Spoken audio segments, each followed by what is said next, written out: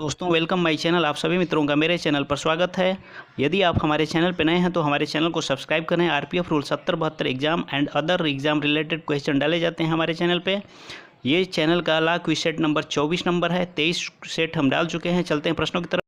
दंड प्रक्रिया संहिता संबंधित निम्न में से कौन सा कथन सही है? Which of the following statements related to the code of criminal procedure is correct? Option देखते हैं। सीआरपीसी 1973 का प्रारूपण दंड प्रक्रिया संहिता 1898 के स्थान पर हुआ था।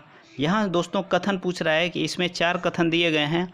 इसमें आपको देखना है कि कौन सा कथन सत्य है और कौन सा कथन असत्य है। दोस्तों यहाँ कथन सही कौन सा है यही ट्रिक करना है आपको। तो ऑप्शन 1 हमने पढ़ दिया। CrPC 1973 was draft in place of criminal procedure code 1898। दूसरा ऑप्शन देखते हैं। सीआरपीसी 1898 में अपेक्षित संशोधन करने हेतु भारत सरकार के द्वारा 14वें विधि आयोग का गठन किया गया। Law commission was constituted by the government of India in 14th to make the necessary amendments in CrPC 1898। तीसरा ऑप्शन है। दंड प्रक्रिया संहिता 1898 में 565 धाराएं और 5 अनुसूचियाँ थी। The code of criminal procedure 1898 had 565 sections and 5 schedule. और चौथा लास्ट ऑप्शन है आल। क्या सभी कथन सही है? दोस्तों यहाँ तीनों कथन सही है, इसलिए चौथा ऑप्शन जो आल दिया है तो आल पे कर देंगे, क्योंकि यहाँ प्रश्न में ही पूछ रहा है कि दंड प्रक्रिया संहिता संबंधित निम्न में से कौन सा कथन सही है। दोस्तों ये सभी कथन सही है, इसको आप ध्यानपूर्वक पढ़िएगा। इससे आपके 3-4 प्रश्न बन सकते हैं। चलते हैं अगले प्रश्न पे। ये चौथा सही कर देंगे, 4 नंबर सही है। अगला प्रश्न है प्रश्न संख्या 2। भारत सरकार के विरुद्ध युद्ध करने का षड्यंत्र भारतीय दंड संहिता के किस धारा में बताया गया है? There is a conspiracy to wage war against the Indian government in which section of the Indian penal code is mentioned. Section 128, section 120A, section 121 और सेक्शन 121A। सेक्शन में समझिएगा दोस्तों धारा। तो इसका सही उत्तर होगा सेक्शन 121A। लास्ट ऑप्शन सही हो जाएगा 121A। उसमें भारत सरकार के विरुद्ध युद्ध करने के संबंधित षड्यंत्र के बारे में बताया गया है। प्रश्न संख्या 3 है दोस्तों। भारतीय दंड संहिता की धारा 339 में अपवादों की संख्या है। यहाँ 339 में अपवादों की संख्या पूछ रहा है। सबसे पहले आप समझिए 339 में क्या है। तो आईपीसी की धारा 339 में डिफाइन किया गया है सदोष अवरोध से संबंधित the number of exceptions in section 339 of the Indian penal code 6531। ये ऑप्शन दिए गए हैं आपके। अपवाद किसी भी धारा में आप देखेंगे कि उस धारा से संबंधित कुछ अपवाद दिए गए होंगे। तो यही पूछ रहा है कि 339 में कितने अपवाद हैं। दोस्तों उसमें टोटल 1 अपवाद दिया गया है। तो लास्ट ऑप्शन सही हो जाएगा। इसका स्क्रीनशॉट देख लेते हैं। देखिए यहाँ विवरण दिया गया है धारा 339 का विवरण कि भारतीय दंड संहिता की धारा 339 के अनुसार जो कोई किसी व्यक्ति को स्वेच्छा ऐसे बाधा डालता है कि उस व्यक्ति को उस दिशा में जिसमें उसको जाने का अधिकार है जाने से निवारित करे तो वह सदोष अवरोध करना कहलाता है। हमने पहले ही बता दिया है आप सभी दोस्तों को कि 339 सदोष अवरोध की परिभाषा है। इसमें अपवाद देखिए नीचे अपवाद दिया गया है, यही अपवाद है। तो पूछ रहा था वहाँ पे प्रश्न में कि कितने अपवाद हैं। तो सिर्फ 1 अपवाद दिया है कि भूमि या जल के ऐसे निजी मार्ग में बाधा डालना जिसके संबंध में किसी व्यक्ति को सद्भावपूर्वक विश्वास है कि वहाँ बाधा डालने का उसे विधिपूर्ण अधिकार है। इस धारा के अर्थ के अंतर्गत अपराध नहीं माना जाएगा, यानी कि वह सदोष अवरोध का अपराध नहीं माना जाएगा। चलते हैं दोस्तों अगले प्रश्न पे। निम्नलिखित में से किसका आशय दंडनीय है? Which of the following means punishable? आपराधिक षड्यंत्र का आशय क्या दंडनीय है? दूसरा ऑप्शन है दुष्प्रेरण अबेटमेंट का। तीसरा ऑप्शन है आपराधिक षड्यंत्र एवं दुष्प्रेरण दोनों, both criminal conspiracy and abetment. और लास्ट ऑप्शन है कोई नहीं। दोस्तों इसका सही उत्तर होगा तीसरा ऑप्शन। आपराधिक षड्यंत्र एवं दुष्प्रेरण दोनों का आशय दंडनीय होता है। चलते हैं दोस्तों अगले प्रश्न पे। प्रश्न संख्या 5। निम्न में से किस अपराध में अपराधियों की संख्या अधिक होती है? देखते हैं दोस्तों। विच of the following crime has more number of criminals? सामान्य आशय, सामान्य उद्देश्य, जनरल पर्पज और जनरल इंटेंट। और तीसरा ऑप्शन है दुष्प्रेरण, अबेटमेंट। और लास्ट ऑप्शन है डकैती, रॉबरी। दोस्तों इसका सही उत्तर होगा दुष्प्रेरण। दुष्प्रेरण में अपराधियों की संख्या सबसे अधिक होती है। आप देखिए एक स्लाइड दिया, ये आईपीसी के सेक्शन 117 में इसका विवरण दिया गया है कि भारतीय दंड संहिता की धारा 117 के अनुसार जो भी कोई सामान्य जन या 10 से अधिक व्यक्तियों की किसी भी संख्या या वर्ग द्वारा किसी अपराध के किए जाने का दुष्प्रेरण करता है तो उसे एक अवधि के लिए कारावास, जिसे 3 वर्ष तक बढ़ाया जा सकता है, यहाँ कारावास भी आप समझ लीजिएगा, या आर्थिक दंड या दोनों से दंडित किया जाएगा। दोस्तों आप अंग्रेजी में भी यहाँ डिफिनेशन दिया है, आप वीडियो को यूज करिए, आप यूज करके आप इसे रीड कर लीजिए। चलते हैं दोस्तों, समय का नुकसान न करते हुए अगले क्वेश्चंस में। प्रश्न संख्या 6, एक मजिस्ट्रेट द्वारा एक अपराधी को 12 वर्ष के कारावास की सज़ा दी गई। दोस्तों इसे ध्यानपूर्वक पढ़िएगा और आप अपने आप सोचिएगा कि इसका उत्तर क्या होगा। ये बहुत ही इजीली क्वेश्चन है। ये रिलेटेड है किस सेक्शन से? ये आईपीसी के सेक्शन 65 से रिलेटेड है। यदि आप लोगों को आईपीसी की धारा 65 के बारे में पता होगा तो आप इसका उत्तर दे सकते हैं। तो जहाँ तक हमें उम्मीद है आप सभी दोस्तों को पता हो गई है।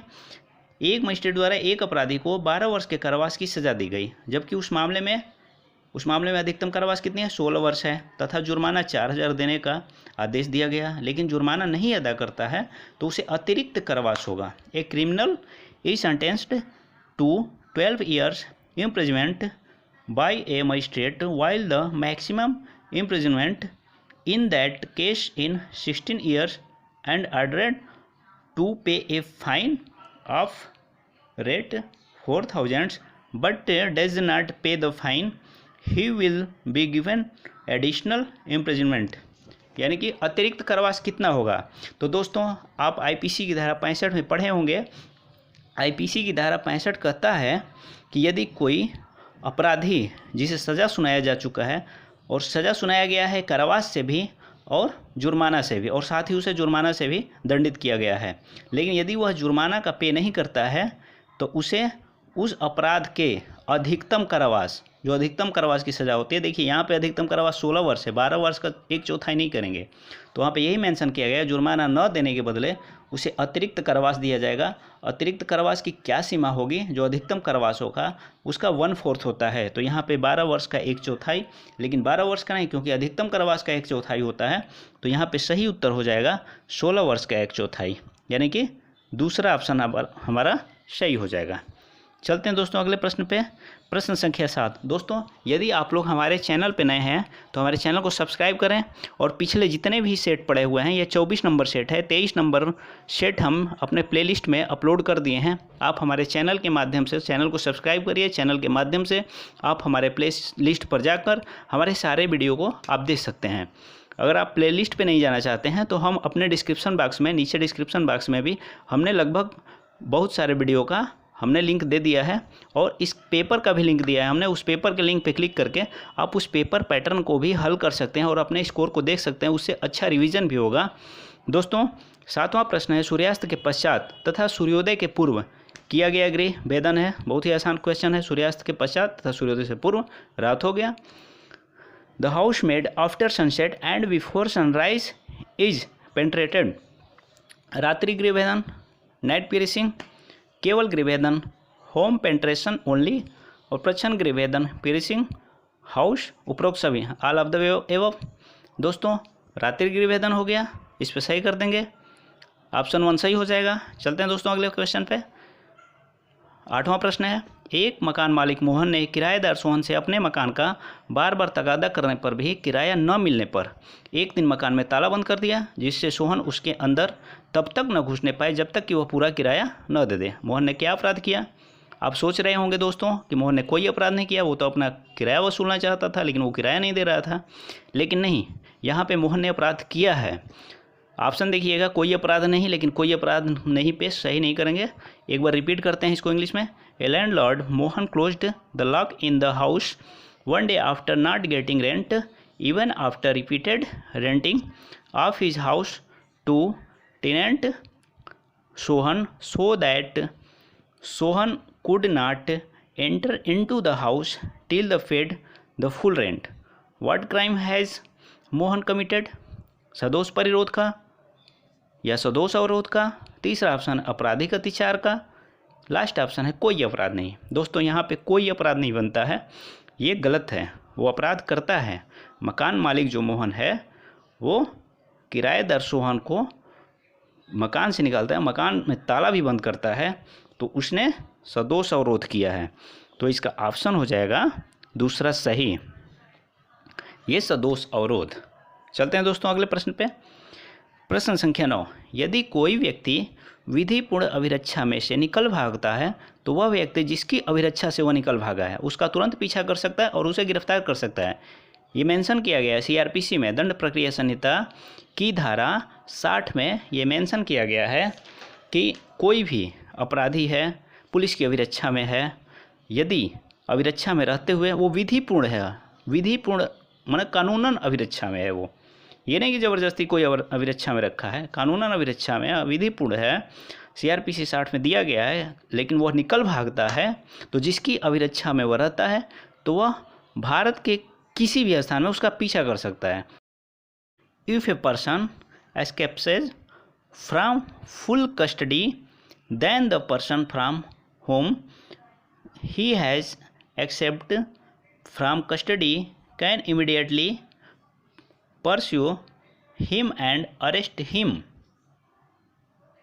दोस्तों संबंधित थाने की सीमाओं में, दूसरा ऑप्शन है जिले की सीमाओं में, और तीसरा ऑप्शन है राज्य की सीमाओं में, और लास्ट ऑप्शन है भारत के किसी स्थान में। तो इसका सही उत्तर होगा भारत के किसी स्थान में, एनीवेयर इन इंडिया। इस पे सही कर देंगे, लास्ट ऑप्शन सही है। चलते हैं अंतिम प्रश्न पे। दोस्तों अंतिम प्रश्न पे जाने से पहले आप सभी मित्रों से हमारा निवेदन है कि यदि आप हमारे चैनल को सब्सक्राइब नहीं किए हैं तो सब्सक्राइब कीजिए। ऐसे ही अच्छे अच्छे वीडियो हम बनाकर यूट्यूब पे अपलोड करेंगे, आप लोग देखिए, और हमारे पेपर क्विज को भी डिस्क्रिप्शन बॉक्स में जाकर हल करिए। पिछले वीडियो हमने प्लेलिस्ट पे डाल दिए हैं, आप प्लेलिस्ट के माध्यम से उसे ज़रूर देखें।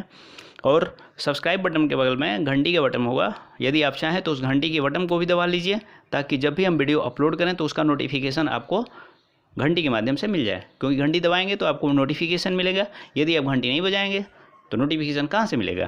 तो दोस्तों चलते हैं 10वें प्रश्न पे। निम्नलिखित में से सीआरपीसी 1973 की कौन सी धारा लोक सेवकों के अभियोजन से संबंधित है? Which of the following sections of CrPC 1973 deals with the prosecution of public servant? Section 195, section 196 और सेक्शन 197, और सेक्शन लास्ट ऑप्शन है सेक्शन 198। दोस्तों इसका सही उत्तर है सेक्शन 197। सेक्शन 197 में बताया गया है लोक सेवकों के अभियोजन से संबंधित है। नमस्कार दोस्तों, आप सभी मित्रों का हमारे तरफ से बहुत बहुत धन्यवाद। हमारे वीडियो को आपने देखा, लाइक किए और अपने दोस्तों को शेयर भी किए। शेयर करने वाले दोस्तों को भी धन्यवाद और सब्सक्राइब करने वाले दोस्तों को भी धन्यवाद। आप सभी मित्रों को बहुत बहुत धन्यवाद। मिलते हैं अगले सेट पर। सेट नंबर 25 को जल्द ही लेकर हम आएंगे। नमस्कार।